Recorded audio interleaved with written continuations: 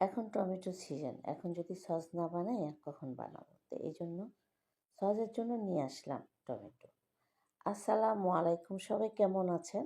আলহামদুলিল্লাহ আমি ভালো আছি। তো এখন আমি এখানে 2 কেজি টমেটো নিয়েছি। টমেটোগুলা খুব পাকা পাকা টমেটো নিয়েছি।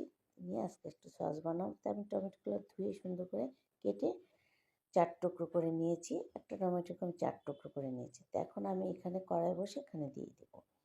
এখন ঢেলে দিলাম এখানে। তো আমি কিন্তু কোনো পানি দেবো না। পানি ছাড়াই এখানে এই জাল দিব, ঢাকনা দিয়ে দেবো, তখন এমনিই পানি চলে আসবে। তো এখানে আমি পেঁয়াজ দিলাম, একটা পেঁয়াজ দিয়েছি বড় সাইজের, যেহেতু 2 কেজি টমেটো। আর কয়েক টুকরা রসুন দিয়েছি, কয়েক কোষের মতন। আর তেজপাতা, 2টা তেজপাতা, 1 টুকরো দারচিনি, আর 2টা এলাচ, 2টা লং দিয়ে যে এখানে আমি চুলো দিয়েছি, ঢাকনা দিয়ে দিয়েছিলাম। এখন এই যে এখানে ঢাকনা উঠিয়ে তখন আমি এই যে আবার ঢাকনা দিয়ে দিব, একটু মজে আসলে তখন এই যে প্রায় হয়ে গেছে। তা আমি এটা নিয়ে এখন ব্লেন্ড করতে চলে যাব।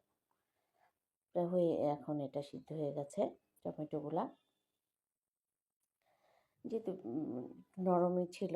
তো এখন আমি তেজপাতাগুলো উঠিয়ে নিচ্ছি, তেজপাতা আর দারচিনিগুলো উঠিয়ে নিয়ে যেখানে উঠে এটা ওটা নিয়ে একটু ঠান্ডা করে ব্লেন্ডারে জগে ঢেলে দিব। তখন আমি জগে ঢেলে দিয়েছি, তখন তো দারচিনিগুলো লংগুলো উঠিয়ে নিয়েছি। তো ঠান্ডা হয়ে গেছে প্রায়। এখন আমি এটা জগে নিয়ে এখন ব্লেন্ড করে নেব। এই যে জগে ঢালতেছি, নিয়ে যে এটাকে যে এখন আমি একটা ছাঁকনির সাহায্যে এটাকে আমি করে নেব, ছেঁকে নেব। তখন এই যে আমি ছেঁকে নিচ্ছি। তো ছেঁকে নেওয়ার পর এখানে অনেকগুলো আঁশ বের হয়েছে, অনেক আঁশ। তা আঁশগুলা এই যে আমি ভালো মতো করে চেপে চেপে রসগুলো বের করে নিচ্ছি। তো চেপে চেপে রসগুলো বের করার পরে তখন আমি এই চুলায় চলে যাব। চুলাতে আমি আবার একটা কড়াই বসিয়ে দিয়েছি। তখন আমি একটা কড়াই বসাই দিয়ে দিলাম, এখানে ঢেলে দিলাম। এই যে এখন ঢেলে দেওয়ার পরে তখন আমি এখানে 1 চামচের মতো লাল মরিচের গুঁড়ো দিব, 1 চামচ। তারপরে চিনি আমি একটু স্বাদ মতো, কিন্তু চিনি বেশি একটা দিব না, অল্প চিনি দেবো, পরে লাগলে আমি আবার আরেকটু দেবো। আর এখানে আমি 1 চামচ কর্নফ্লাওয়ার নিয়েছি। আর সিরকাটা দিয়ে আমি 1 কাপ সিরকা নিয়েছি। যেহেতু 2 কেজি। তো এখন আমি সিরকাটার মধ্যে একবারে কর্নফ্লাওয়ারের মধ্যে সিরকাটা দিয়ে দিয়েছি, কারণ এখানে আমি আর কোনো পানি দিব না, ওই সিরকাটার মধ্যেই কর্নফ্লাওয়ারটা গুলে দিয়ে দিয়েছি। তার এখানে আমি একটু তেঁতুলের টক নিয়েছি, এটা আপনারা চাইলে দিতে পারেন। তা আমি একটু দিয়েছি, তেঁতুলের টকটা দিলে একটু ভালো লাগবে, এই জন্য আমি টকটা দিয়েছি।